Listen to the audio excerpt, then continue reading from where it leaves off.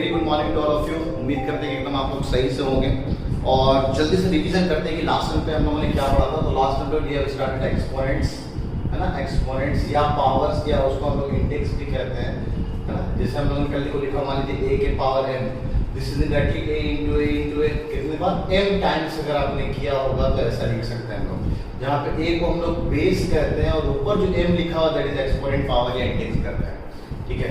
और इसकी सबसे काम की बात है इसके लॉज या प्रॉपर्टीज जो बोलते हैं। कहते हैं कि a के पावर में m into a के पावर में अगर a नो बेस पे सेम है तो पावर को हम लोग ऐड कर लेते हैं, और दूसरा अगर a के पावर m को हम a के पावर n से डिवाइड कर लें तो वहां पे पावर माइनस हो जाता है, ठीक है। तीसरा फिर हम लोगों ने देखा था कि अगर a के पावर में a इंटू b के पावर में अगर m हो तो इसको हम a के पावर में m इंटू b के पावर में m डायरेक्ट लिख सकते हैं। और ये सेम चीज अगर डिवीजन में हो जाए a बाई b के होल पावर में अगर m हो तो इसको हम a के पावर में m डिवाइड बाई b के पावर में m लिख सकते हैं। बस एक कंडीशन है b यहाँ पे जीरो नहीं होना चाहिए, ठीक है। उसके बाद एक और प्रॉपर्टी हमने पढ़ा था, a के पावर m के होल पावर में अगर n हो तो इस n को हम अंदर ला सकते हैं, n को बाहर ले जा सकते हैं, या इन दोनों को मल्टीप्लाई करते हैं तब भी हम लोग ऐसा लिख सकते हैं। और ये बड़ी खास और इम्पोर्टेंट प्रॉपर्टी थी, ये लॉ था, इसके बारे में मैंने बहुत अच्छी बातें बताई थी। जब ब्रैकेट ना दे रखा तो कैसे इस तरह से उसको सॉल्व करना है। फिर हम लोगों ने देखा था कि a के पावर में bm n लिखा होता है, यानी इनडायरेक्टली वो b प्लस b ना कितने बार n टाइम्स लिखा होता है ना, वो इनडायरेक्टली दिया रहता है। उसके बाद फिर हम लोगों ने प्रॉपर्टी देखा था कि अगर नेगेटिव हो जाए a के पावर में माइनस m लिखा हो तो उसको 1/a के पावर m लिख सकते हैं। बस यहाँ कंडीशन है a should not be equal to 0, क्योंकि यहाँ अगर a 0 हो जाएगा तो पूरी क्वांटिटी नॉट डिफाइंड हो जाएगी। उसके बाद एक बड़ी शानदार प्रॉपर्टी हमने देखा था 8वां नंबर, क्या था, anything to the power 0 is always 1। बस ये एनीथिंग है ना, यहाँ पे कभी 0 नहीं होना चाहिए। तो ये सब कंडीशंस बड़े इंपॉर्टेंट थे जो मैंने लास्ट में आपको पॉइंट आउट किया था। और एक बहुत अच्छी चीज देखी थी, अगर ऐसा हो रहा है कि a के power x is equal to a के power y implies x is equal to y, लेकिन अब ये कंडीशन था कि हमेशा ये ट्रू नहीं है, इसके लिए यहाँ पे a पे 0 1 और -1 नहीं होना चाहिए। हो भी सकता है अगर फिर अलग अलग कंडीशंस बन जाएंगे। उसके लिए मैंने दो बड़े अच्छे इंपॉर्टेंट प्रॉपर्टीज 10वां और 11वां आपको बताया था, उसको जाके एक बार वेरीफाई कर लेंगे। उससे रिलेटेड जो मैंने सॉल्व आंसर कराए थे उसको भी अच्छे से देख लेंगे, और कुछ सवाल बताए थे और उसमें जो जो चीज़ें में सवाल में खास बातें हैं उसको जरूर ख्याल रखेंगे आप। फिर मैंने एक डीपीपी दिया था आपको कि एक डीपीपी है जो कि एक्सपोनेंट्स एंड पावर्स पे बेस्ड है, उसको करके लाना है आप लोगों को ना।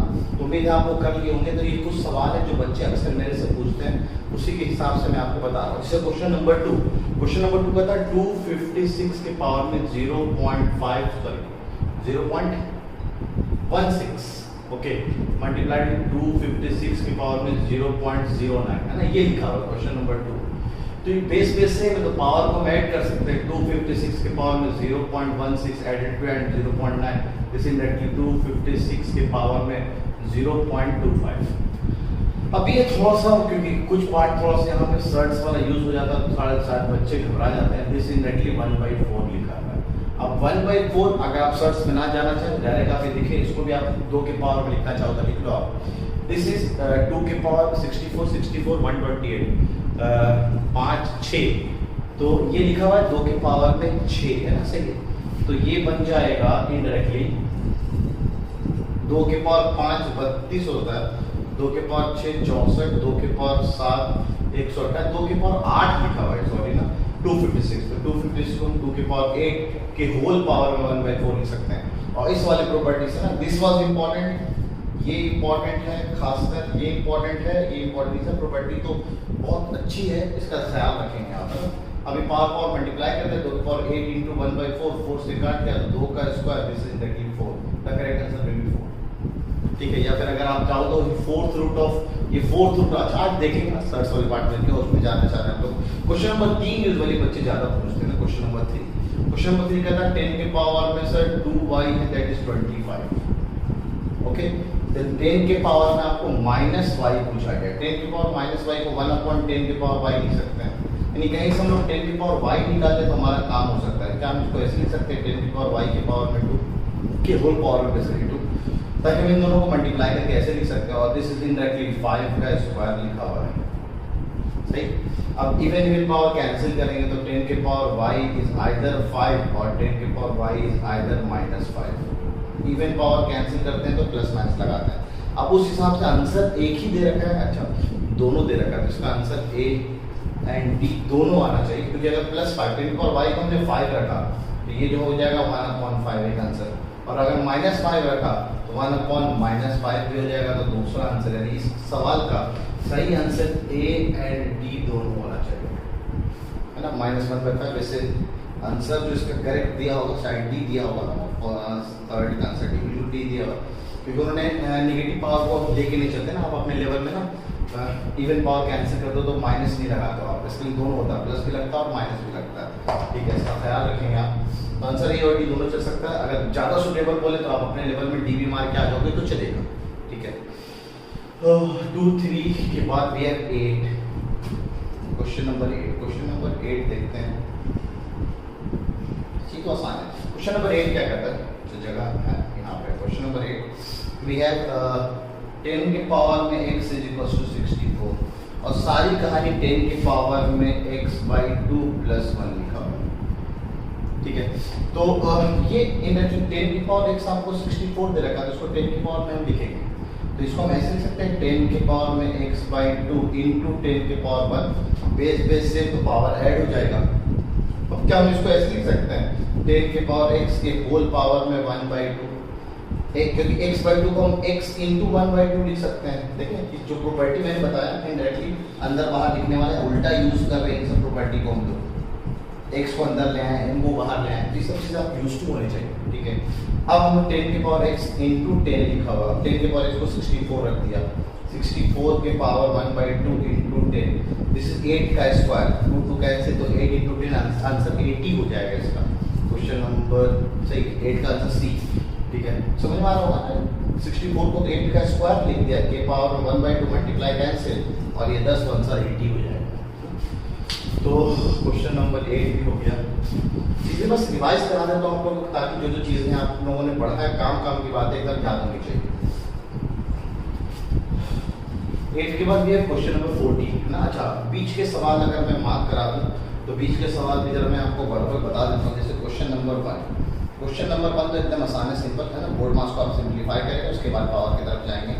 2 और 3 तो देख ही लिया। 4th में 9 के पावर x को आप t मान लेंगे ना, 9 के पावर x + 2 को 9 के पावर x × 9 का स्क्वायर लिख देंगे तो आपका नाम हो जाएगा। क्वेश्चन नंबर 5 को हम ट्रिक से भी कर सकते हैं, लेकिन मैं ट्रिपल अपार्ट आगे जाके पढ़ाऊंगा फिलहाल, लेकिन फिलहाल इसको ऐसे करना सिंपल है ना, 1/x + 1/y लिखा हुआ, y के पावर -x, सॉरी x के पावर -1 इज 1/x, y के पावर -1 इज आल्सो 1/y, तो उसको सिंप्लीफाई कर सकते हैं आप। क्वेश्चन नंबर 6 जो है इसी तरह के सवाल जो क्वेश्चन नंबर 8 में या फिर आगे के सवाल में कर रखे हैं ना, और 7 में तो डायरेक्ट n के पावर n वाला ना, तो a के पावर m के पावर n लिखा हो तो मल्टीप्लाई करके हम बेस पे सेम करके काम चला सकते हैं, ठीक है। आप ना पहले जो क्वेश्चन नंबर 7 में पहले 2 को अंदर लाए, 3 को बाहर भेजें, इससे बेस 4 बन जाएगा, 4 के पावर 3 और 4 के पावर 1 से, तो एक हम डायरेक्ट 3 बोल सकते हैं प्रॉपर्टी नंबर 9 के हिसाब से, ठीक है। क्वेश्चन नंबर 9 में x को कंपेयर कर सकते हैं। 10 तो मैंने बता दिया, सॉरी 10 मैंने बताया नहीं, 10 तो आसान है ना, x पे हम कैलकुलेट कर सकते हैं ना, x के पावर -2 है, तो उसको अगर हम -2 को नीचे लेंगे तो 1/x², या फिर ऐसा करें आप 64 है, ठीक है, तो ये कर दूँ क्या मैं, देखते हैं एक बार करने की कोशिश करते हैं, ठीक है। क्वेश्चन नंबर 10 भी देख लेते हैं। क्वेश्चन नंबर 10 अच्छा होता है, डिस्कशन करने से फायदा हो जाता है कि इस तरह के सवाल को हम कैसे करेंगे। x के पावर 1/3 + x के पावर 0, अब यहाँ पे लिखा होना चाहिए x should not equals to 0, क्योंकि अगर ये anything power 0 this is equals to 1, ये तो 1 हो गया। x की पावर 1/3, तो पहले इसको हम सॉल्व करते हैं, this is 1/x² equals to 64, cross multiply कर दिया तो 1/64 इज इक्वल्स टू 1/x² हो जाएगा। अब स्क्वायर बदल भेजेंगे तो डायरेक्टली वो अंडर रूट हो जाएगा, अंडर रूट किसका, तो 1/8 बार लिख लें, 64 8 का स्क्वायर होता है। अब लाके यहाँ पे पटक दिया 1/8 के पावर में 1/3, ठीक है। अच्छा ये 1/3 यहाँ भी आ जाएगा, तो दिस इज 1/8 के पावर में 1/3 प्लस का 1, तो दिस इज 2 का क्यूब, तो दिस इज 2 का क्यूब के पावर 1/3, 3 मल्टीप्लाई में कैंसिल हो गया, +1 this is 1/2 added to 1, the result is 3/2। तो क्वेश्चन नंबर 10 भी बन सकता था। क्वेश्चन नंबर 11 वही काम करेंगे, 4 के पावर x को t मान लेंगे, वहाँ से x निकालेंगे, x ला के पटकेंगे। क्वेश्चन नंबर 11 और क्वेश्चन नंबर 13 में एक पार्ट है जिसी को यूज़ किया गया है ना, तो सब सवाल का ख्याल होगा जल्दी बन सकता है। 12 भी अच्छा है, बेसिक प्रॉपर्टी है। 13 एक अच्छा सवाल है, बस आपको वेरीफाई करना पड़ेगा इनमें से कौन से किसके बराबर है। या सबसे बढ़िया जो ऊपर लिखा हुआ उसको सिंप्लीफाई कर लो। सिंप्लीफाई मतलब 10 का स्क्वायर, 9 को 3 का स्क्वायर, स्क्वायर स्क्वायर कैंसिल, तो 3/2 की पावर -3 लिखा हुआ है, जो कि 2 और 3 उलट जाएगा नेगेटिव की वजह से, तो 8/27 होगा। तो कौन इसमें से 8/27 के बराबर लिखा है, इसको आप वेरीफाई कर लो। ठीक है, क्वेश्चन नंबर 14।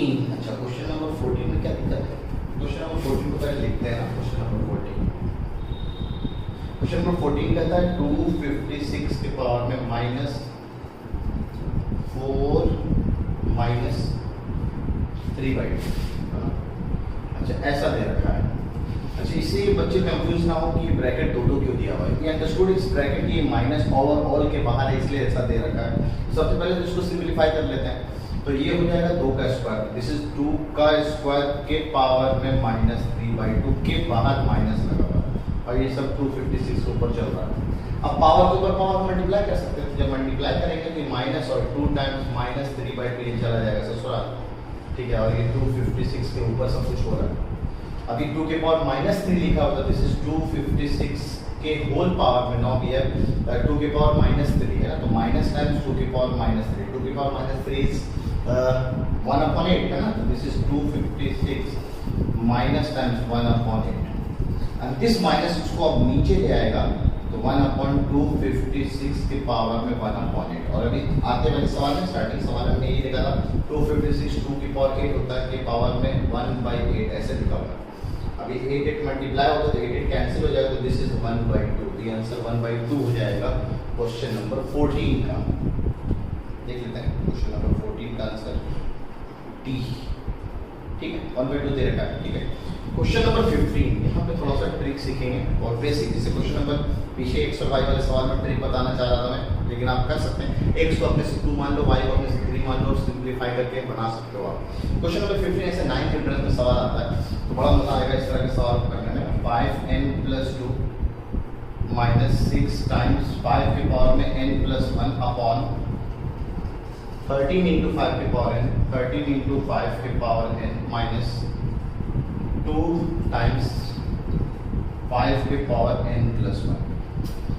इस सवाल में गौर फरमाइएगा, ऑप्शन में कहीं n के टर्म्स में आंसर नहीं है, 5 के पावर n के टर्म्स में आंसर नहीं है, यानी 5 के पावर n तो कैंसिल होने वाला है। हमारी पूरी कोशिश होती है इसको 5 के पावर n के टर्म्स में लिखें, तो इसको लिख सकते हैं 5 के पावर n × 5 का स्क्वायर है ना, बेस में तो पावर ना उल्टा यूज कर रहे हैं हम लोग, -6 टाइम्स को लिख सकते हैं 5 के power n × 5 divided by we have 13 × 5 के पावर n -2 × 5 के पावर n × 5 लिख दिया, 5 के पावर n × 5। अच्छा, दिस इज इनडायरेक्टली 25 टाइम्स, अच्छा 5 के पावर n यहाँ भी, 5 के पावर n यहाँ भी, तो 5 के पावर n कॉमन ऊपर से ले लिए, दिस इज 25 - 30 है ना, 6 × 5 30। 5 के पावर n यहाँ भी, 5 के पावर n यहाँ भी, तो 5 के पावर n यहाँ से भी कॉमन है, इसलिए 5 के पावर n कॉमन मतलब आंसर में नहीं दिख रहा, वो कैंसिल हो गया है। तो दिस इज 13 - 10, तो this we have -6 upon minus का प्लस का 3, तो ये 2 हो जाएगा आंसर। तो 2 तो ऑप्शन में कहीं है ही नहीं, यानी कहीं गड़बड़ी हुई है। तो एक बार चेक कर लेते हैं, 30 है, 25 है, 25 का 5 आएगा ना, ये 6 क्यों होगा, तो बिल्कुल ये 5 आएगा, तो -5/3 -5/3 आंसर बी, तो आंसर बी है इसका। सब समझ में आ रहा है। अच्छा, ट्रिक क्या है सर, आपको पता है कि ऑप्शन में कहीं n के टर्म्स में नहीं है, अगर n के टर्म्स में होता भी तो जो आंसर है, अगर n के टर्म्स में कोई क्वांटिटी किसी भी अनदर क्वांटिटी के बराबर आ रही है, तो n हम कुछ भी पुट करेंगे तो वो हमेशा बराबर आएगी। तो सबसे बढ़िया है कि यहाँ पे n सबसे आसान वाला, ज़्यादा सिंप्लीफाई ना करके पुट n = 0, हम n को 0 पुट कर सकते हैं, क्योंकि अगर मैं 2 पुट कर लूँगा तो वैल्यू बहुत बड़ा सा कैलकुलेट करना पड़ जाएगा, तो आसान करके n को हमने 0 पटक दिया। n को जैसे 0 पटका दी, 5 का स्क्वायर 25 माइनस ये 0 5, सिर्फ 5 ना, 0 5 के पावर 1 लिखा हुआ, 6 × 5 30 माइनस का 30, 5 के पावर 0 1 हो गया, 5 के पावर 0 + 1 5 हुआ, दिस इज 13 × 1 30 माइनस 2 × 5 के पावर 0 + 1 ना, तो 5 to 10 ये लिखा हुआ, दिस इज -5 अपॉन 3, तो दिस इज -5/3। एक गलती देख रहे हैं, जस्ट मैं यहाँ भी 6 लिखा था, यहाँ भी वो चीज़ को मैंने 25 - 30 को 6 लिख रहा हूँ, क्योंकि एक बार दिमाग में गलती बैठ जाती है तो बार बार रिपीट होती है। तो ये ऐसी गलतियां हैं जो आप फिर से चेक करेंगे। तो हमारे तो महारत हासिल हो जाता है, चीज़ों को पढ़ा पढ़ा के हम लोग इतना एक्सपर्ट हो जाते हैं कि हमारी अपनी गलतियां हम लोग ढूंढ सकते हैं। आपको भी अपने में एक्सपर्ट होना है कि आपने जो गलती की है वो गलती आपको दिखना चाहिए। तो एक बार दिमाग में गलती जो चढ़ जाती है वो दोबारा करोगे उसी वक्त तो फिर से वो गलती हो सकती है आपसे। तो कल को अगर सर हम n को 1 पुट करना चाहिए तो 1 पुट कर दो, क्वांटिटी और थोड़ी बड़ी हो जाएगी। 125 माइनस करके देखना तब भी आंसर -5/3 आने वाला है। ठीक है, तो क्वेश्चन नंबर 14 भी हम लोगों ने कर लिया है। क्वेश्चन नंबर 14 के बाद we have question number 15, sorry 14 और 15 दोनों हो गया। 15 के बाद 16 है। 16 तो आसान है।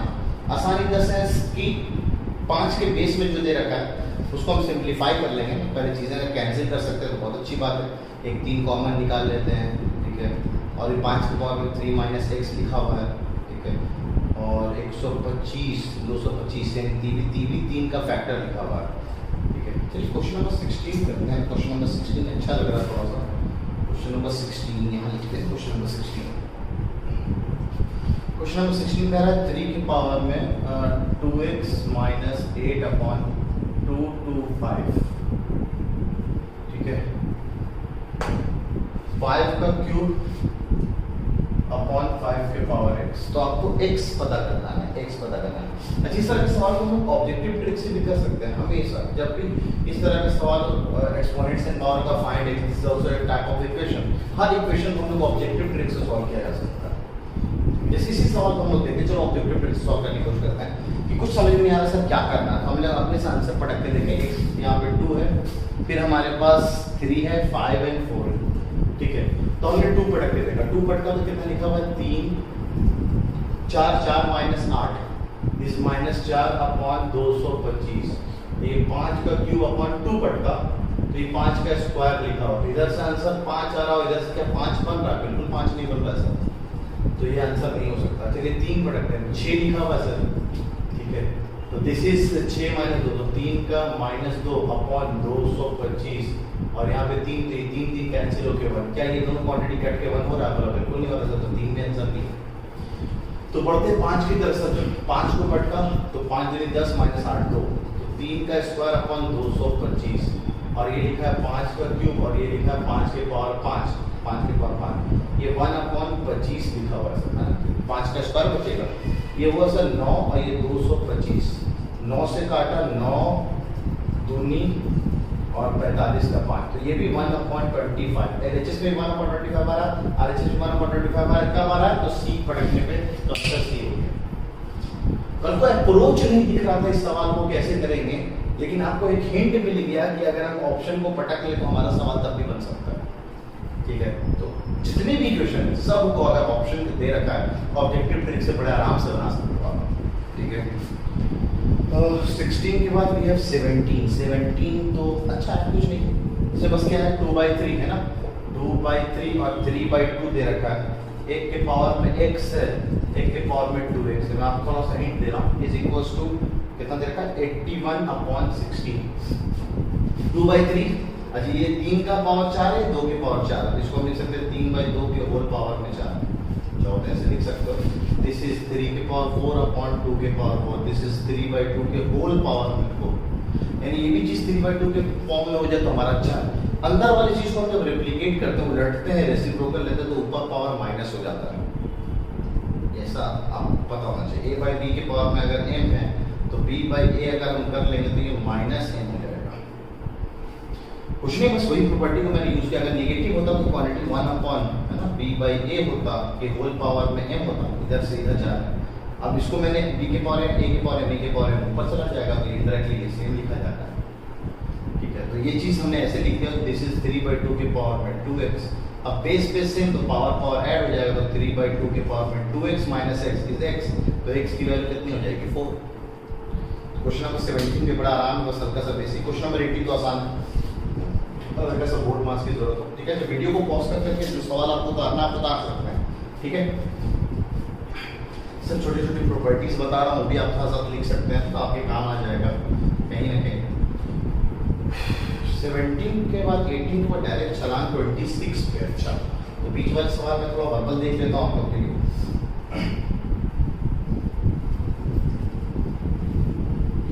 क्वेश्चन नंबर 26 से पहले क्या क्या है? उससे पहले 19 भी एकदम अच्छा। 64 को आप सिंप्लीफाई कर लो, 4 का क्यूब होता है, 3 कैंसिल हो जाएगा तो 4 के पावर में लिख सकते हो 64 को। अब यहाँ पे 16 है तो 2 के पावर में ले जाओ, 64 है उसको भी 2 के पावर में ले जाओ तो x निकल जाएगा। x जब निकल गया तो यहाँ x ला के पटक देना, 20 बन जाएगा आराम से। 21 m निकालो, हाँ बहुत अच्छा, m निकालो, बेस बेस सेम करके m निकाल लो और m ला के यहाँ पे पटकना पड़ेगा आपको ना क्वेश्चन नंबर 21 में। क्वेश्चन नंबर 22 बहुत आसान सवाल है। x और y की जो वैल्यू ला के पटकना, उसके बाद सॉल्व करना है। x की वैल्यू 2 और y की वैल्यू 4 ला के जहाँ जहाँ सवाल दे रखा है x और y वहाँ पटक दो, आप उसको सॉल्व कर लो। 22 के बाद 23, हाँ 23 में क्या ब्रैकेट्स का इंपॉर्टेंट है तो ब्रैकेट्स के हिसाब से चलेंगे। ब्रैकेट नहीं लिखा होता तो ऊपर से नीचे की तरफ मिलते हैं। यहाँ पे क्या ब्रैकेट इंपॉर्टेंट, तो पहले स्मॉल ब्रैकेट, उसके बाद कर्ली ब्रैकेट, उसके बाद बिग ब्रैकेट, उस हिसाब से आप आगे बढ़ते जाएंगे ना। Question number 23। क्वेश्चन नंबर 24 पहले फिर से पहले स्मॉल ब्रैकेट सॉल्व करेंगे। 2 का स्क्वायर 4 प्लस 23 27 3 का क्यूब होता है 3 कैंसिल, 3 का स्क्वायर 9 लिखा हुआ 140 40 माइनस 90 इज 121। 11 का स्क्वायर होता है 2 खत्म तो 11 बन जाएगा यहाँ पे। और यहाँ पे कितना था 3 का स्क्वायर 9, 11 9 20 20 का स्क्वायर यानी 400 से डी हो जाएगा 24 का। ठीक है 25 जो सवाल है, हाँ ठीक है, सब 3 के बेस के हिसाब से चल रहा है तो सबको 3 के बेस के हिसाब से लेके बेस को क्या सेम बना के x की वैल्यू निकाल सकते हैं। 26 और 27 एक ही बेस की तरह के सवाल है। इस तरह से सवाल में थोड़ा सा सिंप्लीफिकेशन भी हमने प्राइम फैक्टराइजेशन की जरूरत पड़ती है। क्वेश्चन नंबर 26 में हम 27 भी हम कर लेंगे इसी अंदाज में 26 और 27, इसलिए मैं एक बता रहा हूँ दूसरा आप कर लेंगे मुझसे। 3 के पावर में 2x माइनस 8 इक्वल्स टू 36। अब आपसे पूछेंगे x बताइए क्या है, तो आपको पता है 36 जो है सर, इसको 36 को हम 9 इंटू 4 लिख सकते हैं या इनडायरेक्टली 2 का स्क्वायर इंटू 9 यानी 3 का स्क्वायर लिख सकते हैं। अब दिस इज 2 के पावर में x माइनस 3 के पावर में 2x माइनस 8, क्योंकि अब आप इसको सेम बेस नहीं ले जा सकते हैं, ठीक है, और ये पावर भी सेम नहीं है कि आप एक साथ अलग कर लो उसको। तो अब इसका एक ही फंडा है सर, दोनों अलग अलग बेस को आप अलग अलग बराबर कर दो। ठीक है, अगर ये क्वांटिटी बराबर है तभी बराबर हो सकता है, अगर ये प्राइम नंबर है ये भी प्राइम नंबर है, फर्दर आप उसको सिंप्लीफाई नहीं कर सकते हैं तो दोनों के पावर को सेम कर लो। x माइनस 3 इक्वल्स टू 2, यहाँ से x सॉल्व किया, x की वैल्यू 5 है। अब वो वेरीफाई करो अगले वाले में, सच में हम x को अगर यहाँ 5 पटकेंगे तो 3 का स्क्वायर बन रहा है कि बोला बिल्कुल बन रहा है सर। 10 माइनस 8 2 यानी ये x इक्वल्स टू 5 आंसर दिया जाएगा। और अगर यहाँ से आपने 5 निकाला दूसरे में जाके वेरीफाई किया पुट किया बराबर नहीं आ रहा तो यहाँ पे कोई भी आंसर x का पॉसिबल नहीं होता अगर ऐसा हो रहा होता तो। ठीक है, और इस तरह के सवाल करने का फिर से आप थोड़ा सा ऑब्जेक्टिव ट्रिगर ऑप्शन को पुट करके देख लो। हो सकता है एक ऑप्शन डी ऐसा हो जाए कि नन ऑफ दीज। ठीक है, तो उसमें थोड़ा सा आपको सतर्क रहना पड़ेगा कि आपको सॉल्व करने का तरीका पता होना चाहिए। 27 पे बेस्ड है, 28 तो डायरेक्ट आपको कहा गया द वैल्यू ऑफ 1/3 ऑफ 15 के पावर 27, तो एक 15 को अलग कर लिया 1/3 से मल्टीप्लाई किया तो 15 कैंसिल हो जाएगा तो 5 into 15 के पावर 26, तो आंसर सी तो दिख रहा है इसका मेरा। ठीक है, 26 के बाद 27 तो बोला 28 भी मैंने करा दिया, 29 तो करना ही नहीं, 29 पे एकदम इस तरह के सवाल ऑलमोस्ट किए हुए हम लोग।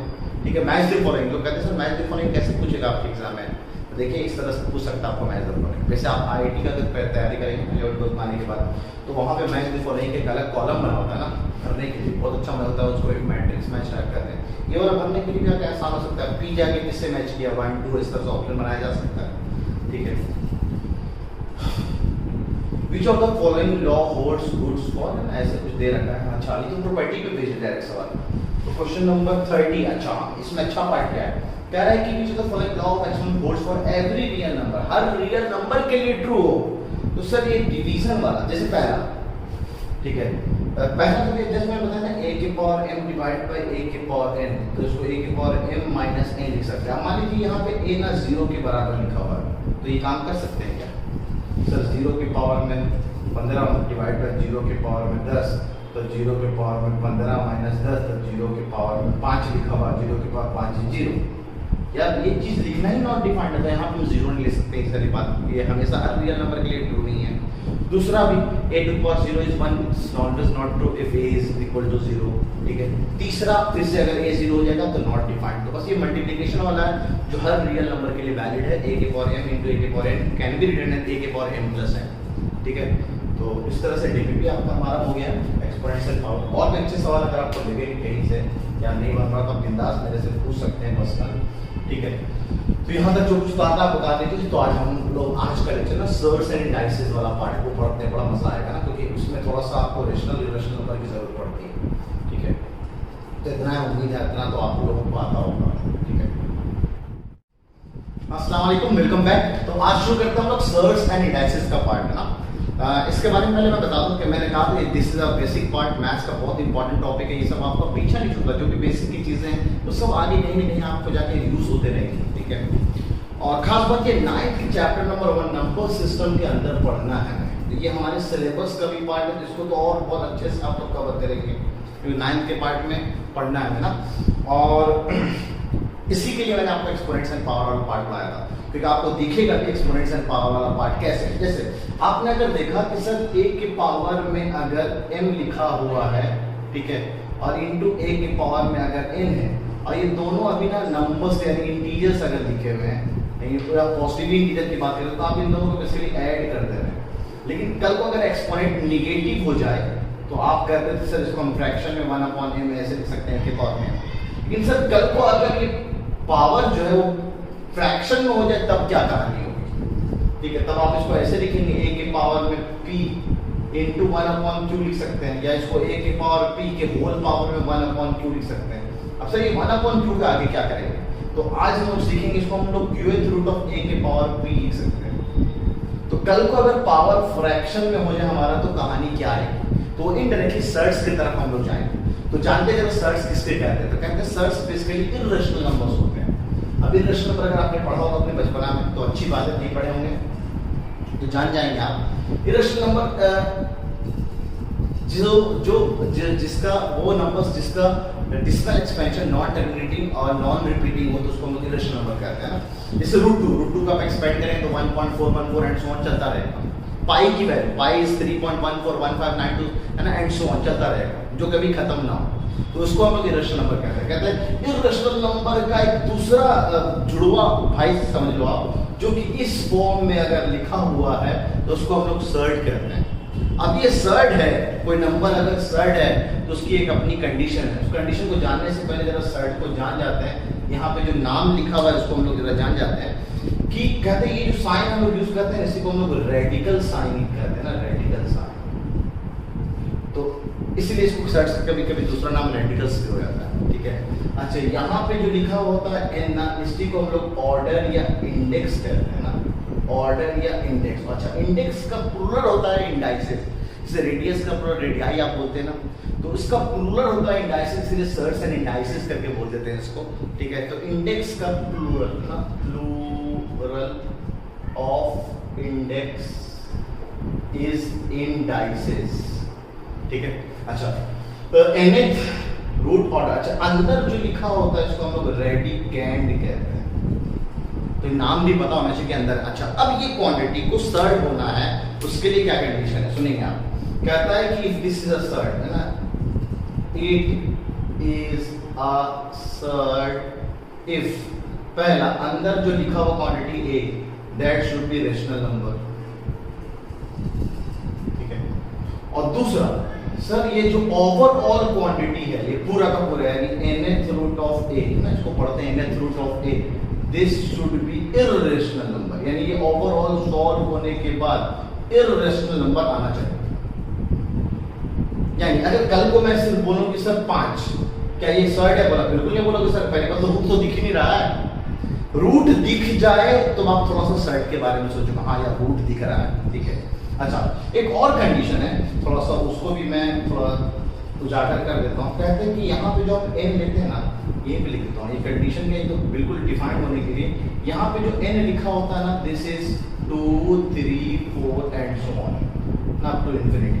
मतलब कभी आप पावर यहाँ पे जो इंडेक्स है, ऑर्डर है जिसको हम बोल रहे हैं, वो कभी आपको 1 नहीं लिखा हुआ दिखेगा। जैसे आप करते हैं ना under root of 4, this is square root of 4 जो बोलते हैं, square root of 4, this is square root of 4, ये लिखूं या 2 के साथ 4 लिखूं, बहुत कम ऐसे दिखता है या डायरेक्टली ऐसे दिखता है। तो कुछ नहीं लिखा होता तो वहां पे 2 लिखते हैं आप, 1 नहीं लिखते हैं आप, 2 लिखते हैं। तो दिस इज आप बोलते हैं सर दिस इज 2।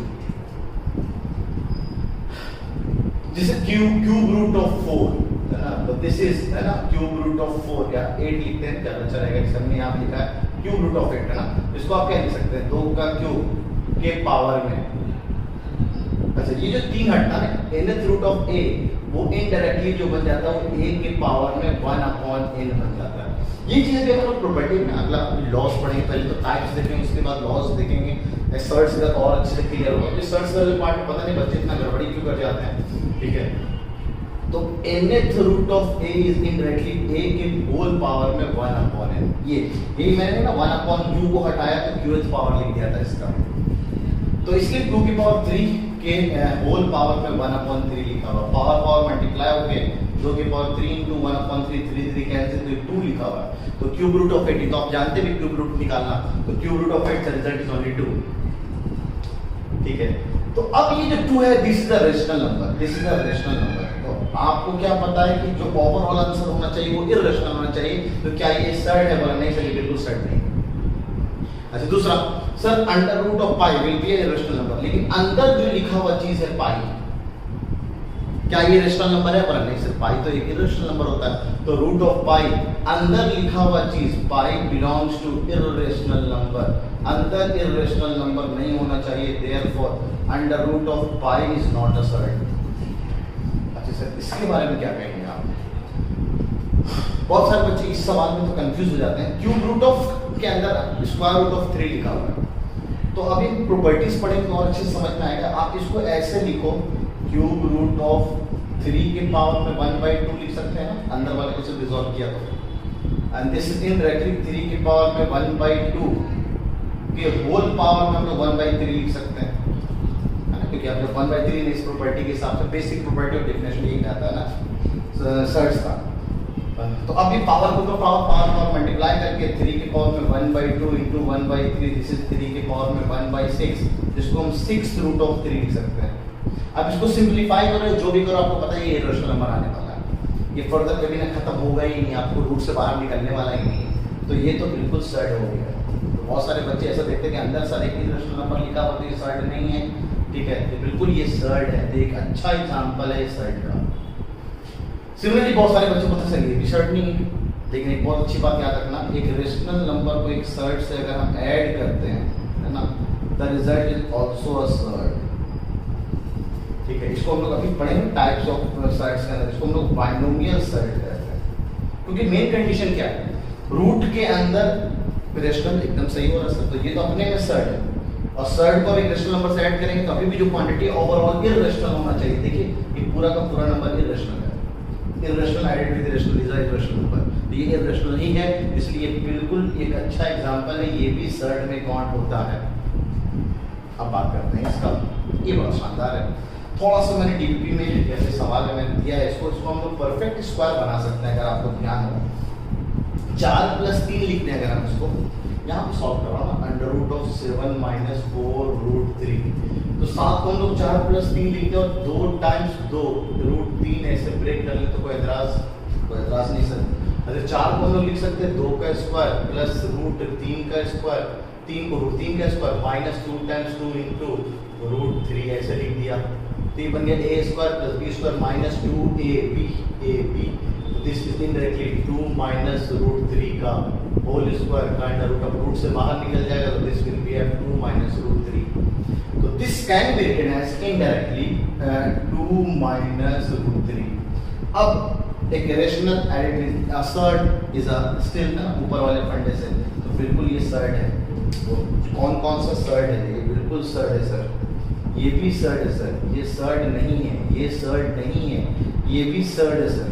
अच्छा व्हाट अबाउट दिस? अब आपको पता है कि हम इसको परफेक्ट स्क्वायर नहीं बना सकते हैं, रूट से बाहर नहीं ला सकते। आप किसी भी फंडे से इसको रूट से बाहर ला के देखा दीजिए आप, तो ये रूट से बाहर नहीं आ सकता, सिमिलरली ये भी रूट से बाहर नहीं आ सकता, तो they are not a surd, because अंदर परफेक्ट स्क्वायर नहीं लिखा हुआ, या फिर ऐसा बोलो अंदर जो नंबर लिखा हुआ है सर वो एक इररेशनल नंबर है, इज अ इररेशनल नंबर। अगर इररेशनल नंबर होगा सर लिखा हुआ तो ये भी एक इररेशनल नंबर है, लेकिन इसको हम परफेक्ट स्क्वायर बना के रूट से बाहर ला के इसको बाइनोमियल सर्ड बना सकते हैं, इसलिए ये सर्ड नहीं है, ठीक है। सो इसलिए ये सर्ड है, तो ये भी एक अच्छा एग्जांपल है जहां पे बच्चे गलती कर जाते हैं, सर्ड है या नहीं है। अब एक बहुत शानदार नोट है सर, आप कहते हैं जितने भी सर्ड होंगे सब के सब इररेशनल नंबर होंगे, तो बिल्कुल डेफिनेशन ही कहता है इररेशनल नंबर का दूसरा जुड़वा भाई है हमारा सर्ड, तो every irrational number is a surd, क्या ये कहना सही होगा?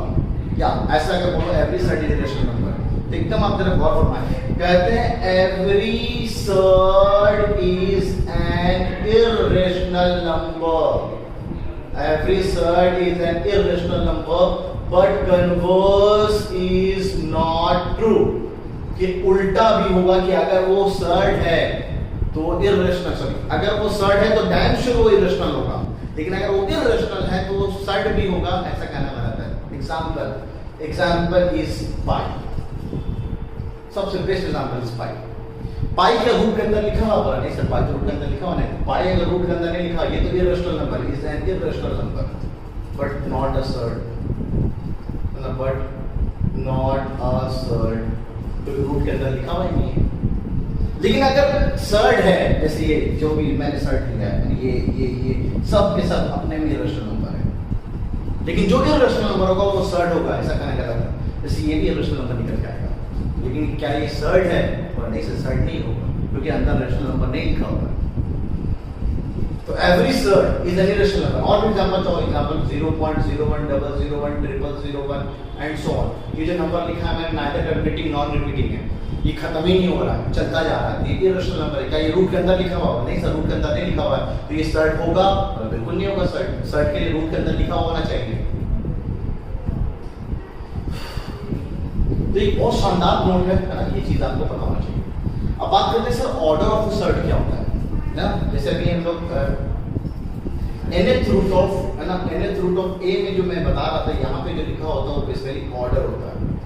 और कुछ जाने माने ना आपको ऑर्डर 2 ऑर्डर 3 ना, क्वाड्रेटिक सर्ड, क्यूबिक सर्ड, ये आपको पता होना। जब इफ अगर मान लीजिए n आपका 2 हो जाए तो अंडर रूट ऑफ 5 लिखा हो, अंडर रूट ऑफ 2 के साथ 7 लिखा हो, तो ये ना आपका ऑर्डर 2 ना, ऑर्डर 2 का सर्ड हो जाएगा, इसको क्वाड्रेटिक सर्ड भी बोल देते हैं, ठीक है, क्वाड्रेटिक सर्ड। या फिर कल को आपका क्यूबिक सर्ड हो जाएगा, if n is equals to 3, cube root of 7, cube root of 12, cube root of, अच्छा अगर मान लीजिए 27 लिख दूं मैं, क्यूब रूट तो है और 27, क्या ये सर्ड है? पहले तो ये सर्ड है ही नहीं, क्योंकि 3 का क्यूब निकलेगा तो रूट से बाहर हो जाएगा, तो 3 का क्यूब 3 लिखा हुआ है, तो ये सर्ड है नहीं, तो ये क्यूबिक सर्ड होगा ही नहीं, ठीक है। अच्छा इसके अलावा अगर कोई भी सर्ड दे रखा हो है ना, तो जैसे फोर्थ का है तो बाइक्वाड्रेटिक बोल देते हैं हम लोग है ना। लेकिन मेन जो टाइप्स में जब हम लोग पढ़ेंगे तो अच्छे से नाम जानेंगे इन सब सर्ड्स का, ठीक है, इनका क्या नाम है। वैसे आपको मेन जो है वो quadratic surd, cubic surd generally use होते हैं नाम, इसके लिए मैंने नाम बता दिया आपको, ठीक है। और जिससे मान लीजिए अगर ऑर्डर 4 हो जाए ना, इसका ऐसे बाइक्वाड्रेटिक भी बोल देते हैं ना, n इक्वल्स टू 4, तो बाइक्वाड्रेटिक। फिर आप इसको हम ऐसे बोल सकते हैं सर्ड विद ऑर्डर 4 ना, ऑर्डर 4। अगर n है तो ऑर्डर n है ना, इन जनरल ऑर्डर n।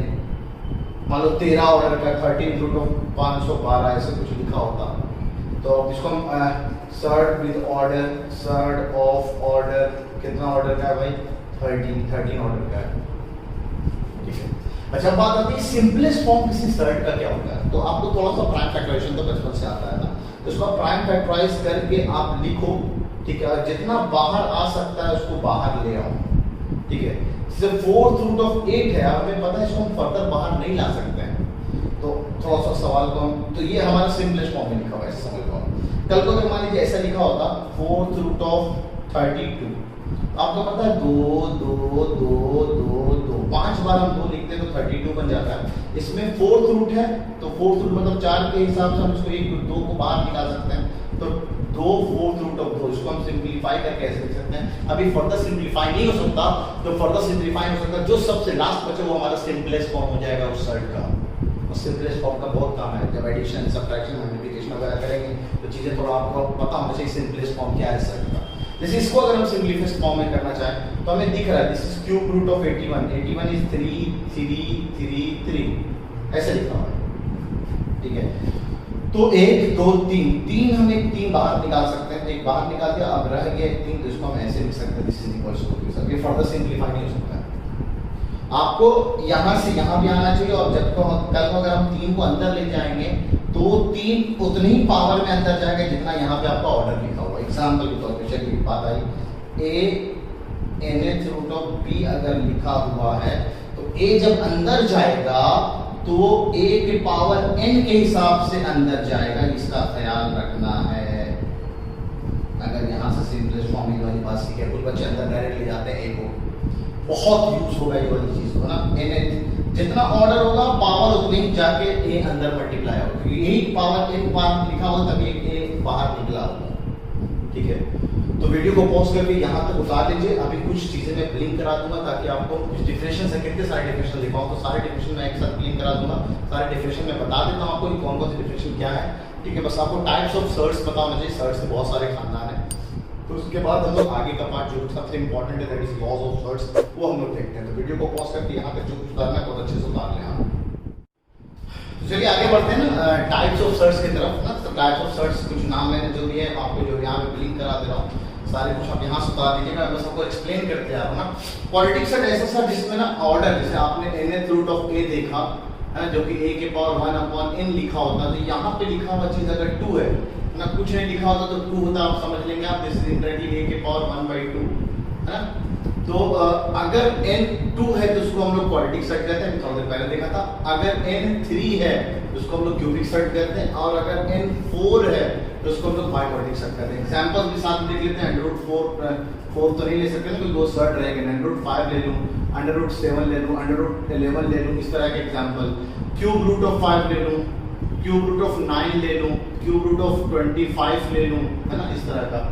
या 4th रूट ऑफ 15 ले लूं, 4th रूट ऑफ 29 ले लूं, इस तरह के एग्जांपल आप बाइक्वाड्रेटिक सर्ट्स। ठीक है, अच्छा लाइक और लाइक सर्ट ये सबसे ज्यादा यूज होगा, क्योंकि जब एडिशन ऑपरेशन वगैरह करेंगे हम लोग या सब्ट्रैक्शन सर्ट्स का, ये लाइक वाला पार्ट ज्यादा यूज होगा। आप डिफरेंशियल के हिसाब से अगर देखेंगे, दो और मोर सर्ट्स को, दो या दो से ज्यादा सर्ट को हम लोग लाइक कहेंगे इफ दे हैव और can be reduced to have same irrational और सर्ट फैक्टर। डिफरेंशियल को मारो गोली बेन एग्जांपल से समझने की कोशिश करो।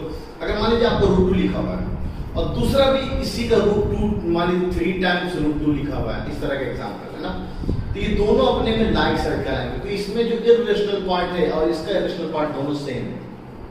ठीक है, मान लीजिए आपको लिखा हुआ √5 3 टाइम्स √5 और 2 टाइम्स √5, इन दोनों का इरेशनल फैक्टर जो है यानी सर्ट वाला जो पार्ट है वो दोनों सेम है, ये दोनों अपने में लाइक कराएंगे।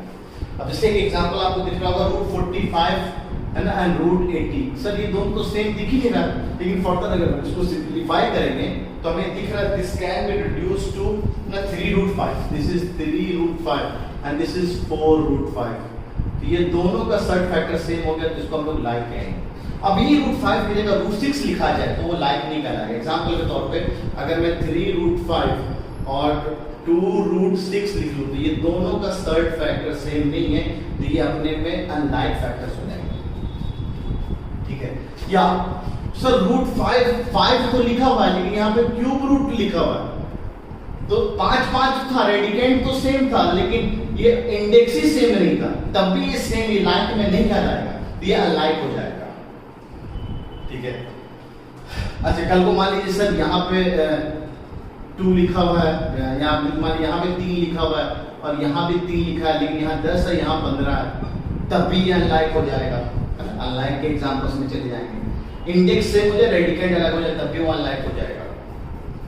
ठीक है, और सिंपलीफाई होकर सेम नहीं आना चाहिए, जैसा उस सिंपलीफिकेशन के लॉस हम देखेंगे, सिंपलीफाई भी करना पड़ सकता है आपको। ठीक है, अच्छा आगे भी है प्योर और मिक्स। प्योर सिंपल है जिसको हम फर्दर सिंपलीफाई नहीं कर सकते हैं, जो सिंपलेस्ट फॉर्म होगा वो हमारा प्योर सर्ट होगा। एग्जांपल के तौर पे आपका √5 हो जाएगा, है ना, √5 हो जाए, क्यूब रूट ऑफ 7 हो जाए, 4th रूट ऑफ 39 लिख दिया आपने, फर्दर सिंपलीफाई नहीं कर सकते तो प्योर सर्ट हो जाएगा। लेकिन वो मिक्स सर्ट, जैसे ये वाला एग्जांपल, एक 2 को मैंने बाहर निकाल दिया और √5 लिख दिया, ठीक है, या 4th रूट ऑफ 10 लिख दिया, तो ये एक फैक्टर भी आ रहा है आपका रेशनल फैक्टर और एक सर्ट का भी फैक्टर आ रहा है। जहां पे ऐसा कुछ हो तो उसको हम लोग मिक्स सर्ट कहते हैं। ठीक है, तो मिक्स सर्ट के एग्जांपल भी आपको और देखेंगे, जैसे 5√3 6√2 2√3 है ना, उसको मिक्स सर्ट कहते हैं। सिंपल सर्ट क्या हुआ, जहां पे एक सिंगल टर्म से मिलके बना हो तो उसको हम लोग सिंपल सर्ट कहते हैं। जितने भी मैं एग्जांपल दे रहा था ना, they are all simple surds, क्योंकि सिर्फ एक ही टर्म है इसमें। लेकिन अगर टर्म एक से ज्यादा हो जाए, जैसे मोनोमियल है ना, मोनोमियल वाला भी सिंपल ही कहलाएगा क्योंकि इसमें एक ही टर्म है ना। डेफिनेशन के हिसाब से अगर जाए, जैसे क्यूब रूट ऑफ 2, ठीक है, 4th रूट ऑफ 5, ऐसा कुछ लिखा हुआ। तो मोनो मतलब एक, मियर मतलब टर्म, एक ही टर्म का हो तो उसको हम लोग कंपाउंड सेट का मोनोमियल सेट कहेंगे। बाइनोमियल सेट, इसी के बारे में मैं बोल रहा था, जहां पे या तो एक रेशनल या एक इररेशनल, एक रेशनल या सर्ड हो या दोनों सर्ड हो जाए, रूट 2 और रूट 3। अच्छा, कभी गलती से रूट 2 प्लस रूट 3 रूट 5 नहीं लिख देंगे, आप ध्यान रखेंगे, दिस इज नॉट करेक्ट, ठीक है, क्योंकि ये अलग खानदान है, ये अलग खानदान, ये दोनों अपने में लाइक नहीं है। जब दोनों लाइक नहीं है तो लाइक लाइक ऐड नहीं होगा। ये रूट 2 है, ये रूट 3 है, ये अलग खानदान है, ये अलग खानदान है। जैसे मैं यहाँ पे आपको लाइक में एग्जांपल रूट 5 और रूट 6 वाला दे रहा हूँ, ठीक है। ट्राइनोमियल जहाँ पे 3 साइड आ जाए, ट्राइनोमियल साइड जहाँ पे 3 साइड लिखा हो, root 2 plus root 3 plus root 5, ये 3 साइड, या फिर एक नंबर लिखा हो रेशनल और 2 साइड दे रखा हो, रूट 2 माइनस रूट 3, ऐसे करके कुछ दे रखा हो, उसको ट्राइनोमियल सेट कह देते हैं। अच्छा, we have equiradical and non equiradical. Equi मतलब सेम, रेडिकल मतलब ऑर्डर, दोनों का ऑर्डर सेम होना चाहिए, ठीक है। तो ऑर्डर अगर सेम होगा तो उसको हम लोग इक्विरेडिकल, जैसे मान लीजिए मैंने √2, √5, √11, ये सब अपने में इक्विरेडिकल कर रहा है। अब मैं cube root of 15, cube root of 25, cube root of 70, ऐसे कुछ लिखा होता है, ये अपने में इक्विरेडिकल होंगे क्योंकि इन सबका ऑर्डर सेम है। नॉन इक्विरेडिकल जिनका ऑर्डर सेम हो, एक यहाँ से एग्जांपल उठा लो √2 और एक यहाँ से क्यूब रूट उठा लो, ये दोनों अपने में सेम ऑर्डर के नहीं है, इसलिए इसको इक्विरेडिकल कहते हैं, नॉन इक्विरेडिकल कहते हैं। अब बच्चे कंफ्यूज हो जाते हैं थोड़ा सा, सर लाइक और इक्विरेडिकल इसमें क्या फर्क है। लाइक फिर से मैं बता दे रहा हूँ, लाइक में जो फैक्टर वाला पार्ट है ना, रूट के अंदर लिखा हुआ जो टर्म है वो सेम होगा, यहाँ पे ऑर्डर लिखा हुआ सेम होगा, अंदर कुछ भी लिखा हो कोई फर्क नहीं पड़ता है ना, ऑर्डर दोनों का सेम होगा, 2 या 2 से ज्यादा भी हो सकते हैं, ये सब अपने में इक्विरेडिकल, ये अपने में नॉन इक्विरेडिकल, ऑर्डर सेम नहीं है, ठीक है। अच्छा, एक है बाइनोमियल क्वाड्रेटिक सेट। बाइनोमियल यानी 2 टर्म होगा लेकिन वो क्वाड्रेटिक होगा यानी ऑर्डर 2 का होगा। देख लीजिए आप, कल को ऐसे लिखा हुआ या ऐसे लिखा हुआ को हम लोग बाइनोमियल क्वाड्रेटिक सेट कहते हैं, क्योंकि जब हम लोग अभी पढ़ेंगे अगला टॉपिक रेशनलाइजेशन, वहां पे ये वाले बहुत ज्यादा यूज होते हैं जब आप रेशनलाइजिंग फैक्टर के बारे में जानते हैं। इसका यहाँ पे दूसरा एक नाम है, एक कॉन्जुगेट या complementary of binomial quadratic set. क्या होता है सर, एक एग्जांपल जैसे दे देते हैं, 2√3 एडेड विद 5√6, ऐसा कुछ लिखा होगा, तो इसका कॉम्प्लीमेंट्री बाइनोमियल क्वाड्रेटिक सेट क्या होगा, है ना, नोट के फॉर्म में आपको दिख रहा होगा।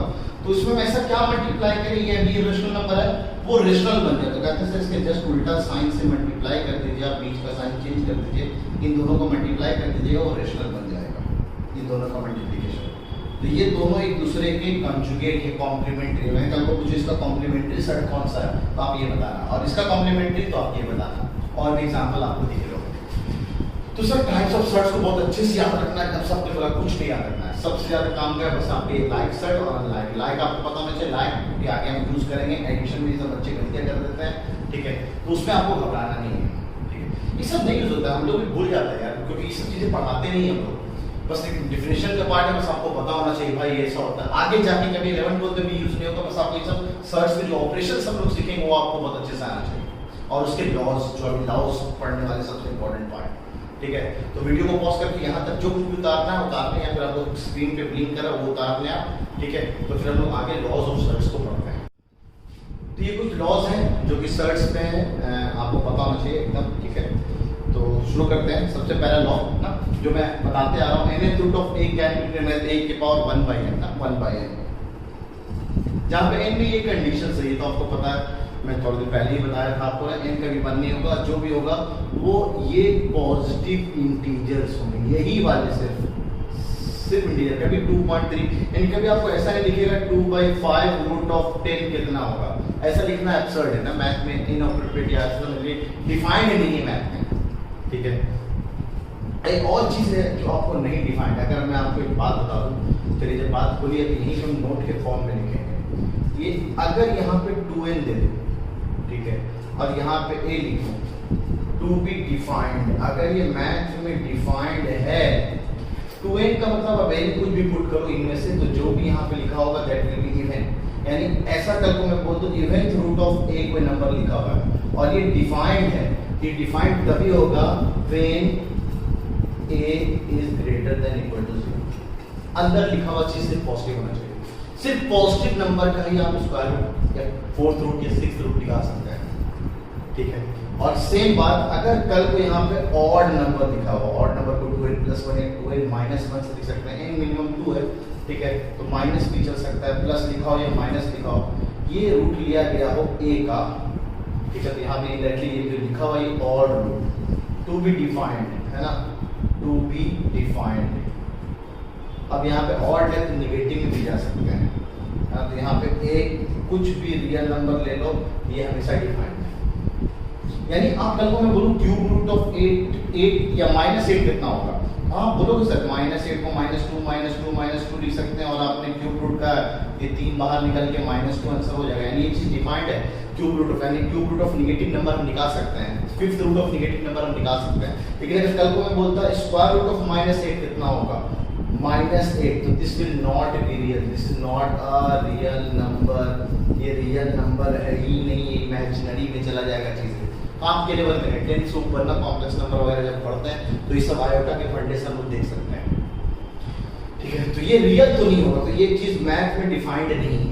अंदर डिफाइंड होना तो अंदर पॉजिटिव नंबर लिखा होना चाहिए, सिर्फ आप √4 निकाल पाते हो, √16 निकाल पाते हो, ठीक है, या फोर्थ रूट ऑफ 16 निकाल पाते हो। अंदर यहाँ पे कभी भी इवन पावर लिखा हो तो अंदर नेगेटिव में लिखा होता है। एक बहुत शानदार चीज आपने यहाँ सीख लिया। दूसरा, अगर इंडेक्स सेम है तो हम चीजों को मल्टीप्लाई कर सकते हैं, लेकिन ये वाली बात हमें पता होना चाहिए। अगर इंडेक्स सेम है तो हमने ये प्रॉपर्टी को तो यूज कर लिया। एग्जाम्पल के लिए इसका भी एग्जाम्पल मैं देता हूँ। क्यूब रूट अगर 5 लिखा हो तो ये 5 के पावर 1/3 लिख सकते हैं, ठीक है, 5 के पावर 1/3। और इसी का एक छोटा सा और तो जो कि थोड़ा देर पहले भी मैंने बताया था, वो भी देख ही लेते हैं।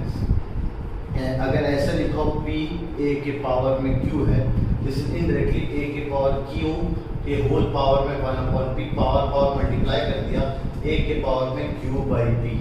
यानी कल को इसको ऐसे लिखते हैं या इसको ऐसे लिखते, बात देखिए। तो ये वाला पार्ट में मैंने अभी यूज किया था थोड़ा देर पहले, ये भी प्रॉपर्टी के फॉर्म में, इसको 8वां बोल देना तब भी चलेगा, याद रहे तो अच्छी बात है, ठीक है। This is not always true, ये ट्रू तभी होगा जब इन दो a और b में से कोई ना कोई एक पॉजिटिव, यानी अगर दोनों पॉजिटिव है तो ये बात सही लिखी हुई है, एक पॉजिटिव एक नेगेटिव है तभी ये बात सही लिखी हुई है, एक नेगेटिव एक पॉजिटिव ये हो जाए तभी ये सही है। अगर दोनों नेगेटिव हो जाए अंदर, यानी a और b दोनों नेगेटिव नंबर लिखा हुआ है, तो ऐसे लिखना गलत होगा। और क्यों गलत होगा, 10th वाले बंदों को बहुत अच्छे से समझ में आता है ये सब चीजें। √-4 × √-9, नॉर्मल बंदा क्या करेगा, -4 × -9 ऊपर वाला प्रॉपर्टी यूज करेगा, -√36 और √36 की वैल्यू 6 होती है, कहते हैं इसका आंसर गलत है सर। पहली बात, स्क्वायर रूट डिफाइंड ही नहीं, स्क्वायर रूट डिफाइंड ही नहीं है यहाँ पे, तो ये कहानी सब इमेजिनरी में जाएगी और इसका सही आंसर है ना, इसका सही आंसर -6 निकल के आता है। अब ये क्यों आता है, वेट करें, आप बड़ा आराम से सीख सकते हैं इस चीज़ को। इस वाली प्रॉपर्टी का ध्यान रखेंगे, ये प्रॉपर्टी हमेशा वैलिड नहीं है, दोनों नंबर को, इन दोनों में से किसी न किसी एक को पॉजिटिव होना पड़ेगा, ठीक है, तभी आप काम कर सकते हैं। यानी कल को मान लीजिए cube root of 5 × cube root of 6 लिखा हुआ, तो आप इसको cube root of 5 × 6 that is 30, cube root of 30 लिख सकते हैं, अगर दोनों नंबर पॉजिटिव या एक पॉजिटिव या एक नेगेटिव चल सकता है। सेम डिवीजन में भी मान लीजिए cube root of 50 divided by cube root of 5 लिखा हुआ था, तो आप cube root of 50 divide by 5 से काट दिया है कितना 10, तो क्यूब रूट ऑफ 10 आप ये काम कर सकते हैं। और ये प्रॉपर्टी तो मैंने बताया था, अगर n बाहर कॉमन निकला है तो जब अंदर जाएगा तो जितना ऑर्डर होगा उसके पावर के हिसाब से जाएगा। मान लीजिए 3 लिखा होता, फोर्थ रूट ऑफ 7 लिखा हुआ था, तो जब 3 अंदर जाएगा तो 3 के पावर 4 × 7, और अभी भी ये फोर्थ रूट रहेगा, ऐसे लिखा हुआ रहेगा। ये है मेरा कहने का मोटिव। अच्छा, रूट के अंदर रूट लिखा हुआ है ना, रूट के अंदर रूट लिखा है, बहुत बच्चे बोलते हैं रूट के अंदर रूट लिखा हुआ है, ये तो सर्ट होगा ही नहीं। मैंने आपको दिखाया है रूट के अंदर रूट वाले भी सर्ट होंगे, है ना, कंडीशन है, आपको अंदर लिखा हुआ चीज रेशनल होना चाहिए, रेशनल बना सकते हैं ना, परफेक्ट स्क्वायर बनाते तो ऐसे लिखो, यानी कि पावर को आगे है ना, इंडेक्स को उलट दूं, ये इंडेक्स को मल्टीप्लाई कर दूं, एक ही है। ये शायद दिखता नहीं, जब प्रूफ करते हैं तो बहुत अच्छे से समझ में आता है। इसको a के पावर में 1/n लिख सकते हैं, कि होल पावर में 1/n लिख सकते हैं प्रॉपर्टी के हिसाब से। अब इन दोनों को हम इंटरचेंज करते हैं अगर, तो इसको हम a के पावर 1 अपॉन m को अंदर ले आए, 1 अपॉन n को बाहर ले जाए, जा सकते हैं ना एक्सपोनेंट्स एंड प्रॉपर्टी को, एक्सपोनेंट्स एंड पावर की प्रॉपर्टी से। तो यही चीज लिखा है mth रूट और ये nth रूट बाहर आ जाएगा। अब इन दोनों को अगर हम मल्टीप्लाई करते हैं, है ना, तो क्या आ जाएगा 1 अपॉन mn, तो इसका उल्टा वर्जन n जब यहाँ से हटेगा तो ये बन जाएगा, या फिर इसका उल्टा वर्जन अगर देखेंगे यहाँ से p हटेगा अगर तो pth रूट बनेगा, और ये जो q है वो पावर में चला जाता है, ठीक है। जैसे यहाँ पे nth रूट ऑफ a के पावर m है तो ये पूरे के होल पावर में m आ जाता है। ये बहुत कम को समझ में आता है, प्रूफ से बहुत अच्छे से क्लियर होगा यहाँ पे। इसको कैसे लिख सकते हैं सर, a के पावर m के होल पावर में 1 अपॉन n। हाँ सर, अब 1 अपॉन n को अगर हम अंदर ले आए और m को बाहर ले जाए तो आंसर बिल्कुल लिख सकते हैं। अब इसको हम क्या लिख सकते हैं, डायरेक्टली यही लिखा हुआ है ना कि होल पावर में m लिखा हुआ है, देखिए एक ही बात है। मजेदार क्या है, मजेदार पार्ट ये है a के पावर में m बाई n, इन दोनों को हमने अगर मल्टीप्लाई कर दिया और m और n बराबर हो गया तो कट के क्या हो जाएगा, ऐसे केस में m और n कट के बराबर 1, यानी nth रूट ऑफ a के होल पावर में अगर m लिखा हो तो ये n कैंसिल होके डायरेक्ट वो a बन जाता है। आप करते आए ना, स्क्वायर रूट ऑफ 3 का स्क्वायर क्या, स्क्वायर रूट कैंसिल तो आंसर 3 हो गया सर। कैसे करते थे आप, 4th रूट ऑफ 5 के पावर में 4 4th रूट कैंसिल कर डायरेक्ट 5 हो गया। और ये तो मेरा बड़ा शानदार प्रॉपर्टी है, बड़ा मजेदार प्रॉपर्टी है ये, है ना। ये क्या है, nth रूट ऑफ a। आप चाहो तो इंडेक्स को चेंज कर सकते हो इस प्रॉपर्टी से, जिस भी इंडेक्स में ले जाना। जैसे कल को अगर मुझे ये पता करना है क्यूब रूट ऑफ 4 बड़ा या स्क्वायर रूट ऑफ 2 बड़ा, बड़ी पेचीदा चीज है सर। आपने क्यूब भी बढ़ाया, अंदर वैल्यू भी बढ़ा दी, और यहाँ पे छोटा इंडेक्स रखा, वैल्यू भी छोटी रखी, अब पता नहीं कौन बड़ा है इन दोनों में से। तो हम अगर दोनों का इंडेक्स बराबर कर दे तो बड़े आराम से हम जज कर सकते हैं। सवाल में सीखेंगे, अगर इंडेक्स सेम होता है, अंदर क्वांटिटी जितनी बड़ी लिखी होगी, रेडिकेंट जितना बड़ा होगा, वैल्यू उतनी बड़ी होगी। इस प्रॉपर्टी से हम लोग अपना इंडेक्स को चेंज कर सकते हैं। क्या कहता है, अगर a के पावर में p लिया है तो pth रूट भी यहाँ चला जाएगा। ये दोनों सेम लिखा हुआ है, कैसे सेम लिखा हुआ है, बिल्कुल आप प्रूफ देख सकते हैं। ये दोनों सेम लिखा हुआ है, a के पावर p के होल पावर में 1 अपॉन np लिख सकते हैं। पावर मल्टीप्लाई हुआ तो a के power p upon np, p और p cancel, this is a के पावर 1 अपॉन n लिखा है, जो कि डायरेक्टली यही लिखा हुआ है। सेम कहानी यहाँ पे भी है, अगर a के पावर n के होल पावर में p जाएगा, देख लेते हैं। a के पावर n के होल पावर में p लिखा है, कि होल पावर में 1 अपॉन np लिखा हुआ है। अभी दोनों मल्टीप्लाई हुआ तो a के पावर n के होल पावर में p into 1 upon np, p और p cancel, this is a के पावर होल पावर में 1 अपॉन n लिखा हुआ है, जो कि डायरेक्टली यही लिखा हुआ है। अब सर इस प्रॉपर्टी को कैसे यूज करोगे, आपको पता है कि अगर दोनों का इंडेक्स हम सेम बना देते हैं, यानी एक ऐसा नंबर हम चाहें जो दोनों सेम आ जाए, तो इन दोनों का एलसीएम 3 और यहाँ पे कुछ नहीं लिखा तो विद आपको पता है 2 है ना। तो 2 हम सीखेंगे एक सवाल में, तो हमने दोनों का इंडेक्स 2 और 3 का एलसीएम 6 हुआ, तो 6 बना दी। 6 बनाने के लिए हमने क्या किया, यहाँ 2 से मल्टीप्लाई किया, तो 6 बनाने के लिए हमने 3 में भी 2 से मल्टीप्लाई किया, यहाँ हमने 2 6 बनाने के लिए 3 मल्टीप्लाई किया। जब 2 मल्टीप्लाई किया तो 4 के पावर में 2 चढ़ जाएगा, जितना आपने यहाँ मल्टीप्लाई किया उतना पावर यहाँ चढ़ जाएगा, और यहाँ पे आपने 3 मल्टीप्लाई किया तो उतने पावर में 3 चढ़ जाएगा। अब ये डायरेक्टली क्या लिखा है, 6 रूट ऑफ 4 का स्क्वायर 16, और ये कितना लिखा हुआ है 6 रूट ऑफ 2 का क्यूब 8। अब बताइए कौन बड़ा है, दोनों इंडेक्स सेम हो गया, अंदर जितना क्वांटिटी बड़ा होगा उतनी वैल्यू बड़ी होगी, ये क्वांटिटी बड़ी होगी, and indirectly this is greater, which is greater, this is greater. सही है, तो ये बहुत शानदार चीज है, यहाँ पे पता चलता है, बहुत प्यारा सा एग्जांपल है। मैं खासकर मैं 10th वाले लोगों को ये देता हूँ जब उनको कॉम्प्लेक्स नंबर थोड़ा सा पढ़ाता हूँ, ठीक है। तो वीडियो को पॉज करके ये लॉस जो भी आपको उतारना है बहुत अच्छे से उतार लें आप इसको ना। 8 नंबर तो मैंने लॉ आपको बता ही दिया ना, ये यूज हो जाएगा कहीं नहीं कहीं, ठीक है। एक और नोट है ना, वो भी नोट जरा देख ही लेते लगे हाथ ना। अगर मान लीजिए 2 binomial set a plus root b वो c प्लस रूट d के बराबर है ना, ऐसा दे रखा है, a प्लस रूट b और c प्लस रूट d बराबर है, फर्दर सिंपलीफाई हो ऐसे दे रखा है। ये तभी पॉसिबल हो सकता है जब a c के बराबर हो, साथ ही साथ b ना d के बराबर हो। अगर कल को ऐसे दे रखा तो आप इसको रेशनलाइजेशन में यूज करते हैं इस वाली बात को ना, 2 क्वांटिटी को बराबर करके आप कंपेयर कर लेते हो, x की वैल्यू a और b की वैल्यू कंपेयर कर लेते हो, तो इसी कॉन्सेप्ट के हिसाब से कंपेयर करते हो। जब 2 बाइनोमियल सेट अपने बराबर है तो a c के बराबर होगा और b d के बराबर है, तभी आप में बराबर हो सकते हैं, ठीक है। यहाँ तक जो भी उतारना आप इसको उतार लीजिए ना, बड़ा इंपॉर्टेंट पार्ट है ये लॉज वाले पार्ट, बहुत अच्छा है ये, ठीक है। और ये सब तो हम लोग 11th 12th में ज़्यादातर यूज़ करेंगे, इधर यूज़ नहीं करते हैं हम लोग, ठीक है। ये वाले पार्ट को भी यूज़ करेंगे। तो इसके बाद एक ऑपरेशन ऑफ सर्ट्स बचा हुआ ना, एडिशन या सब्ट्रैक्शन कैसे करते हैं, मल्टीप्लिकेशन कैसे करते हैं, डिवीजन कैसे करते हैं। सर्ट्स का यहाँ पे बच्चे थोड़ा गलती कर जाते हैं, तो कुछ एग्जाम्पल्स हम लोग देखना चाहेंगे, ठीक है। और बाकी ठीक है, उतार लो यहाँ से जो कुछ भी आपको उतारना। तो ये ऑपरेशंस ऑफ सर्ट्स बाकी है, और कंपैरिजन थोड़ा सा स्क्वायर रूट वाला पार्ट है सर्ट का, तो हम लोग एग्जांपल में देख लेंगे, ठीक है, सवाल के फॉर्म में। तो पहले तो हम लोग देखते हैं ऑपरेशन ऑफ सर्ट्स, एडिशन कैसे करते हैं सर्ट्स का, है ना, और मल्टीप्लिकेशन या डिवीजन कैसे करते हैं। तो एडिशन का सेम फंडा है, लाइक टर्म्स ना जाके लाइक टर्म्स से ऐड होते हैं। सिमिलरली सब्ट्रैक्शन भी सब्ट्रैक्ट कर रहे हैं तो लाइक सर्ट्स जाके लाइक सर्ट्स ऐड होगा। उम्मीद है लाइक सर्ट्स आपको समझ में आ गया है ना। तो सबसे जैसे इस सवाल को हमें सिंपलीफाई करना है, तो सिंपलीफाई करने के लिए आपको कोशिश करनी है इसको जितना सिंपलीफाई कर सकते हैं। आपको पता है फर्दर सिंपलीफाई हो सकता है, √6 का √6 छोड़ दिया। अब 216 इनडायरेक्टली 6 का क्यूब है, जिसको हम लोग 6 का स्क्वायर इंटू 6 लिखते हैं का अंडर रूट, ठीक है। 45 स्क्वायर रूट से निकालना है, तो 9 बचे 45, तो 9 यानी 3 का स्क्वायर इंटू 5 इसको लिख सकते हैं।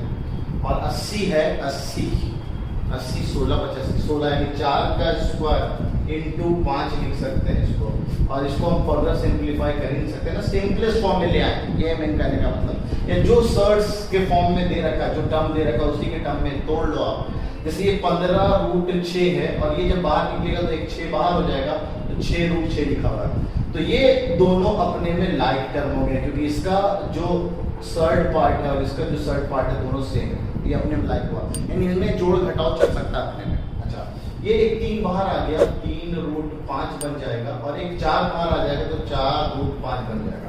अब ये √5 है √5 दोनों का सर्ट पार्ट सेम है, ये दोनों अपने में लाइक पार्ट बन जाएंगे। यानी अब इसको जब हम सिंपलीफाई करेंगे, 15 आम है, 15√6 एक फैमिली है, 15 आम है, और ये 6 आम निगेटिव का है, तो 15 आम में से 6 आम को इंसान ले जाएगा, तो कितने आम बचेंगे सर? सिर्फ 9 आम बचेंगे।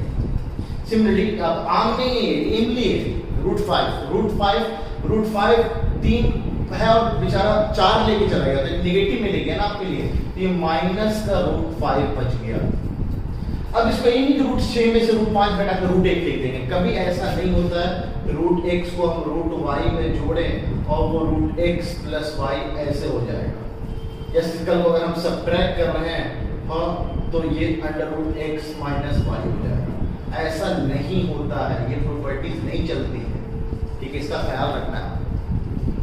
कुछ लोग बच्चे बता √2 + √3 सर, तो √5 का है लिखे 2 3 5, सिर्फ 2 3 होता तो हम डायरेक्ट 5 लिख सकते थे। √2 √3 √5 नहीं होता, ये गलत चीज है, ठीक है, क्योंकि ये एक अलग खानदान है, ये एक अलग खानदान है, ठीक है भाई। ये समझ लो जानवर, ये इंसान, जानवर इंसान का मिलाप कैसे कर दोगे भाई? जानवर में काउंटिंग करोगे भाई, कल को 4 भेड़ है, 4 बकरी है, 4 आदमी है, ठीक है, तो आप जब काउंटिंग करोगे तो ऐसे थोड़ी करोगे भाई टोटल 16 4 4 4 12 आदमी हो गए।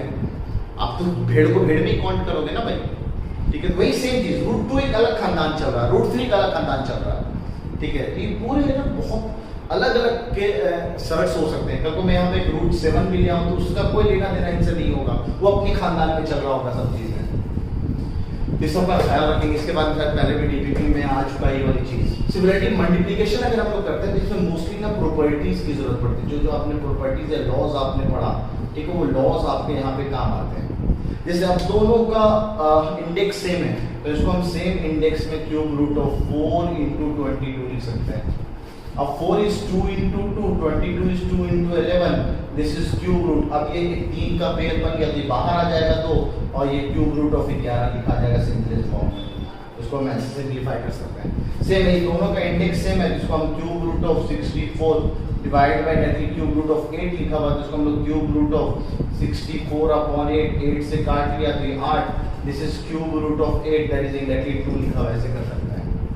ऐसा गलती से ना कर देंगे आप कि यहाँ पे nth रूट ऑफ a लिखा हुआ है divided by mth root of a लिखा हुआ है, तो सर ये a और a कैंसिल, तो आंसर 1। ये रूट इंडेक्स और ये इंडेक्स अलग अलग है, तो दोनों वैल्यू सेम नहीं हो सकते, this is not equal to 1।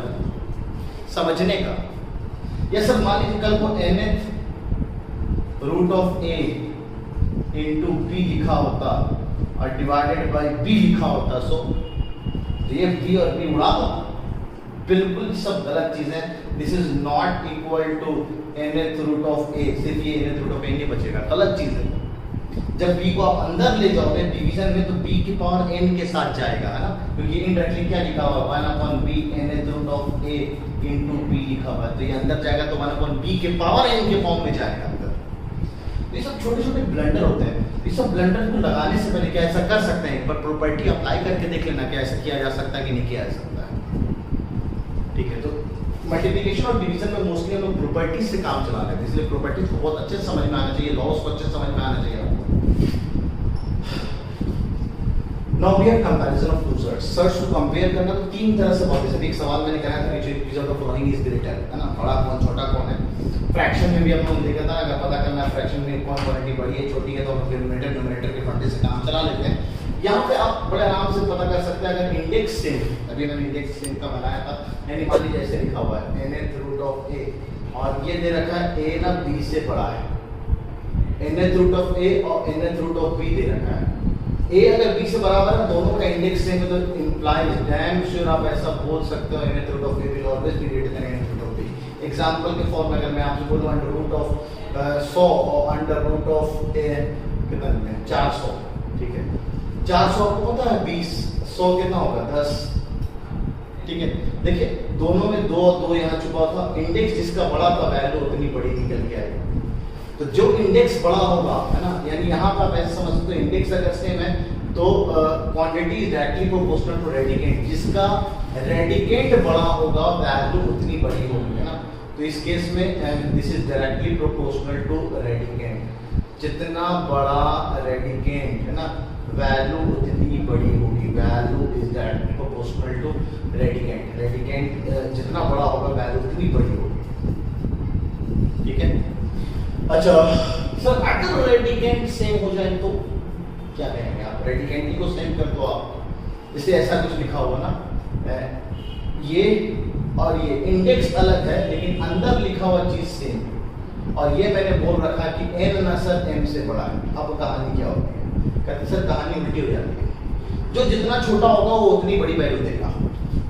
अच्छा कैसे सर, एग्जांपल के फॉर्म में स्क्वायर रूट ऑफ 100 निकालते हैं और क्यूब रूट ऑफ 100 निकालते हैं। स्क्वायर रूट ऑफ 100 तो निकालना आसान था 10, क्यूब रूट ऑफ 3 निकालना थोड़ा मुश्किल है क्योंकि आपके पास सिर्फ एक ही फंडा है सिंपलीफिकेशन, लेकिन एक अप्रोक्सीमेशन के फंडे से आप नजदीकी वैल्यू बता सकते हैं। अगर ये बात ट्रू है सर, इंडेक्स जितना बड़ा करेंगे वैल्यू अगर दोनों सेम है क्वांटिटी की वैल्यू और घटते जाएगी। सर कौन सा 10 का अगर हम क्यूब करेंगे तो 1000 पे पहुंच जाएंगे, तो जो भी आंसर है वो 10 से तो छोटा है तो 125 आएगा, यानी ये जो आंसर आने वाला है 5 का क्यूब 125 है, 4 का क्यूब 64 है, तो आंसर जो भी है इन दोनों के बीच में, इन दोनों वैल्यू के बीच में, क्योंकि आपको पता है 100 यहाँ कहीं पे और 100 से ज्यादा नजदीक इसके है तो आप इसको 4.5 समथिंग मान सकते हैं आप। तो आपको दिख रहा है कौन वैल्यू बड़ा है, ये वाला वैल्यू बड़ा है, तो इंडेक्स जितना छोटा होगा वैल्यू उतनी बड़ी होगी, ठीक है। यानी इस केस में the quantity the value is inversely proportional to the index. Index अब रेडिकेट से मैं तो इंडेक्स पे डिपेंड करेगा, इंडेक्स जितनी बड़ी होगी वैल्यू उतनी छोटी हो जाएगी, ठीक है।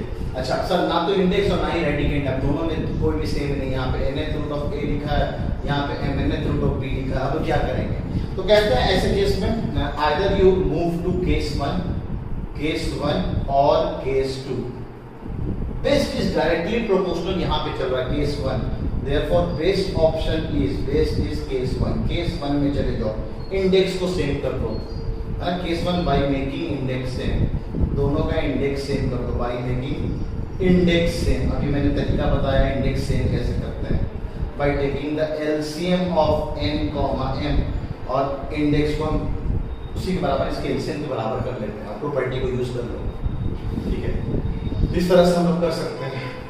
तो अभी सवाल में देखेंगे हम लोग देखेंगे greater than less than arrange करने वाली बातें आएंगी, तो ठीक है। तो वीडियो को पॉज करके यहाँ तक जो कुछ उतारना है आप उतार लीजिए। तो ये 5 सवाल है जो कि हमने सर्च पे पढ़ा है, उस पे बेस्ड है, ठीक है। और भी सवाल डिग्रीज में देखेंगे, अच्छे सवाल यहाँ कर रहे हैं, ठीक है। तो 5 मिनट में अगर आप कर सकते हैं तो करें आप वीडियो को पॉज करके। तो मैं शुरू होता हूँ क्वेश्चन नंबर 1 शुरू करते हैं। क्वेश्चन नंबर 1 है, ये सवाल एमयू में आया हुआ है, बहुत पहले आया हुआ है एमयू में, है ना, 11th एंट्रेंस में। तो देखते हैं सवाल कैसे करेंगे। अगर आप इस सवाल को गौर फरमाएं, 3 6 6 3 और बाकी टर्म सेम लिखा है, यहाँ से उलट से नहीं प्रॉपर्टी था ना, mnth रूट ऑफ a या nth root of mnth root of a लिखे, दोनों बराबर है, यानी दोनों बराबर वैल्यू देने वाला, तो एक को कैलकुलेट कर लेते हैं और ये दोनों अपने मल्टीप्लाई हो जाते हैं, तो 3 into 6 रूट ऑफ a के पावर 9 के होल पावर में 4 लिखा हुआ है, तो दिस इज इनडायरेक्टली क्या लिखा हुआ है, 18th रूट ऑफ a के पावर 9 के होल पावर में 4। अब इसको हम लिख सकते हैं a के पावर 9 के होल पावर में 1/18 के होल पावर में 4, ठीक है। अब इसको सिंपलीफाई कर लिए तो ये 4 मल्टीप्लाई हो जाएगा, तो a के पावर 9 के होल पावर में 4 into 1/18 काट लिया 2, ये आ गया 9। अभी 9 भी जाके इससे मल्टीप्लाई हो जाएगा, तो a के power 9 into 2/9, 9 cancel, this is a square, यानी this quantity is written as a square, और ये भी इनडायरेक्टली a स्क्वायर लिखा हुआ, तो a square into a square, the result is a की पावर 4, आंसर इज डी, ठीक है। क्वेश्चन नंबर 2 की तरफ जाते हैं। क्वेश्चन नंबर 2 में क्या है, क्वेश्चन नंबर 2 में आपको पता करना है कौन बड़ा है कौन छोटा है, तो स्टार्टिंग वाले तो हम बड़े आराम से कर सकते हैं, क्योंकि अगर आप गौर फरमाएं ये इंडेक्स और ये इंडेक्स सेम लिखा हुआ है। अब इंडेक्स सेम है तो अंदर क्वांटिटी जो बड़ी होगी ना डायरेक्टली प्रोपोर्शनल टू रेडिकेंट, अगर इंडेक्स सेम है तो क्वांटिटी डायरेक्ट रेडिकेंट के प्रोपोर्शनल हो जाता है, रेडिकेंट बड़ा तो वैल्यू बड़ी थी इस क्वांटिटी में, इस केस में आंसर ये हो गया। अब यहाँ देखिए सर इंडेक्स सेम नहीं है, अब रेडिकेंट सेम दे रखा है, तो इंडेक्स जितना छोटा होगा वैल्यू उतनी बड़ी आएगी ना, इनडायरेक्टली प्रोपोर्शनल चलता है ना टू द इंडेक्स, इंडेक्स जितना छोटा या डायरेक्टली प्रोपोर्शनल होता है रेडिकेंट के, तो अब यहाँ पे जो जितना इंडेक्स छोटा, ये ज्यादा छोटा तो क्वांटिटी बड़ी हो जाएगी। अब यहाँ पे ना तो इंडेक्स सेम है ना ही रेडिकेंट सेम है, तो उसके लिए फिर से मैंने आपको फंडा बताया ना, क्वेश्चन नंबर 2 का थर्ड पार्ट देख रहे हैं, cube root of 3 4th root of 4, हमारी कोशिश होती दोनों का इंडेक्स सेम बनाते हैं, तो 3 और 4 का एलसीएम, एलसीएम इज 3 और 4 का एलसीएम निकालेंगे तो 12 निकल के आएगा, तो 12 बनाने के लिए इसको किससे मल्टीप्लाई करना पड़ेगा आपको, 4 से, तो 3 into 4, जब 4 से मल्टीप्लाई किया इसको तो ये 3 के पावर में 4 भी चढ़ जाएगा, और इसको 12 बनाने के लिए 3 से मल्टीप्लाई करना पड़ेगा, तो 4 into 3, और इसको 12 बना 3 से मल्टीप्लाई करके तो 4 के पावर 3 हो जाएगा, and this is equal to this and this is equal to this, कोई अलग नहीं है, सेम ही लिखा हुआ, आपको मैं प्रॉपर्टीज में लॉज दिखा चुका हूं। अब इसको सिंपलीफाई करते हैं तो दिस इज 81, तो this is 12th root of 81, और इसको सिंपलीफाई करेंगे तो दिस इज 64, है ना 64, तो 12th root of 64, index same, radicand जितना बड़ा होगा वैल्यू उतनी बड़ी आएगी, तो ये क्वांटिटी बड़ी होगी, सही देख लीजिए आप, तो इनडायरेक्टली ये बड़ा, इनडायरेक्टली ये बड़ा, यानी इसका final answer cube root of 3 will be greater than 4th root of 4, सही। क्वेश्चन नंबर 3 बड़ा मजेदार है, इसलिए मजेदार है, ये मैं 4-5 साल से कराते हैं और बड़ा अच्छा है इस सवाल में, क्योंकि ये सेम सवाल इंडिया में 2019 में 11th एंट्रेंस में आया लास्ट ईयर, बस वैल्यू एक्स वाई जेड की जगह ए बी सी वगैरह दे रखा था, ठीक है। इस तरह के सवाल को कैसे करेंगे sir, solution to question number 3 कहता है कि 3 की पावर x 5 के पावर y इक्वल्स टू 75 के पावर z, मैं क्लास में शायद याद दिलाया था आपको, जब 3 या 3 से ज्यादा क्वांटिटी बराबर दे रखा हो तो फर्स्ट उसको k माना, अब k माना, इसको भी k के बराबर किया, इसको भी k के बराबर किया, इसको भी k के बराबर किया, तो क्या निकल गया 3 की पावर x a के बराबर, 5 की पावर y ये भी k के बराबर, 75 टू द पावर z ये भी k के बराबर। अब यहाँ से हम जरा 3 को निकालते हैं, तो 3 को हम लिख सकते हैं k के पावर 1/x। अब क्लास से पूछता हूँ कितना कोई समझ में आया, तो आधा को समझ में आता, आधा को समझ में नहीं आता, इस बात को हम लोग देखते हैं। मान लीजिए x स्क्वायर लिखा होता है 5 के बराबर, तो स्क्वायर को जब आप उधर भेजते हैं तो अंडर रूट हो जाता है, कि अंडर रूट बेसिकली होता क्या है, वो जो 2 है वो 1/2 हो जाता है, taking square root both side, indirectly ये हो रहा है, ये रूट से बाहर आ गया, ये रूट से रूट में ही रह गया, तो जो पावर हम उधर भेजते हैं वो यहाँ पे फ्रैक्शन में आ जाता है, अगर x को हम उधर भेजेंगे taking x root both side, ये है क्या है मतलब, तो k के पावर में 1/x हो जाएगा, ये क्या होगा taking y root both side, तो 5 k के पावर में 1/y हो जाएगा, और z को अगर हम इन लोगों ने इधर भेजा तो 75 इक्वल्स टू k के पावर में 1/z हो जाएगा। अब सवाल में क्या कह रहा है कि z को x और y के टर्म्स में एक्सप्रेस करो, तो आपकी पूरी कोशिश होनी चाहिए, इसी सवाल में देखिए 75 को 3 और 5 के टर्म्स में कैसे लिख सकते हैं सर, तो 75 इज 3 into 5 का स्क्वायर 25 की 75 है ना, बिल्कुल ऐसे लिख सकते हैं। अब जो वैल्यूज हमने माना था k के टर्म्स में यहाँ लाके पटक दिया, तो k के power 1/z equals to k के पावर 1/x इनटू k के पावर 1/y का होल स्क्वायर, दिस इज 5 की जगह रिप्लेस किया, ठीक है, अब हमारे यहाँ से x y और z का रिलेशन निकाल सकते हैं, पहले सिंप्लीफाई कर लेते हैं। दिस इज k की power 1 upon x into power के ऊपर पावर मल्टीप्लाई हो जाएगा, k की पावर में 2 by y, base base same, power add हो जाएगा तो 1 upon x plus 2 by y। This is k की पावर में 1 अपॉन z। यहाँ से y प्लस 2x, k की पावर में 1 upon z is equals to k की पावर में y plus 2x upon xy। Base base same तो power power same, base base same तो पावर पावर सेम, यानी 1 upon z is equals to y plus 2x upon xy। आपसे पूछा गया z in terms of x और y, तो reciprocal हटा देंगे तो रेसिप्रोकल ले लिया तो ये xy अपॉन थोड़ा सजा के लिख दिया दुल्हन की तरह 2x प्लस y हो जाएगा, तो z is equals to this। ये बहुत अच्छा पार्ट हो जाएगा।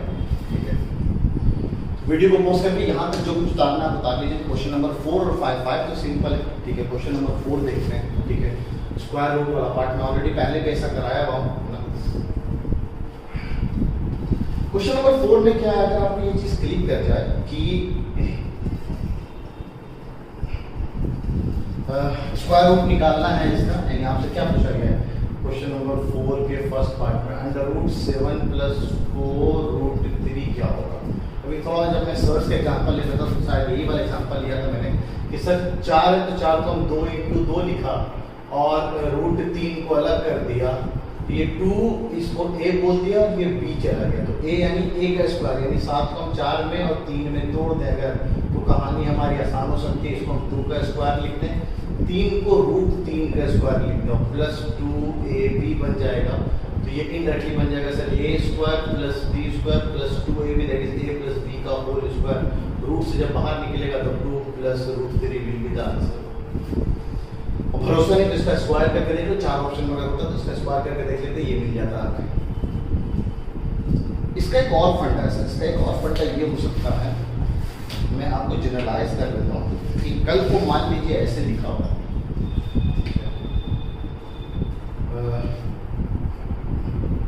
ब्रिक की फॉर्म में देख लेते हैं ना, फिर क्या उसे आपको सिंप्लीफाई करना पड़ेगा ना, इस चीज़ को आपको सिंप्लीफाई करना पड़ेगा।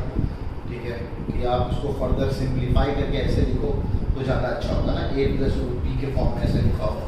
ठीक है, ये a माइनस रूट बी, अगर कल को मान लीजिए ये a प्लस रूट बी के फॉर्म में लिखा हुआ है तो इसको हम लोग रूट एक्स प्लस के बीच में तो डैम से प्लस में यहाँ पे आएगा तो प्लस के फॉर्म में ही टूटेगा, तो इसको हम लेट करना, इस जो सवाल दे रखा है उसको ऐसे मान लेंगे और स्क्वायरिंग करके हम कंपेयर कर लेंगे है ना। फिर स्क्वायरिंग कर लिया, स्क्वायरिंग करने क्या बन जाएगा a प्लस रूट बी, और इधर स्क्वायरिंग करेंगे क्या बनेगा इसका ना root x plus root y का होल स्क्वायर, तो a square plus b square plus 2ab।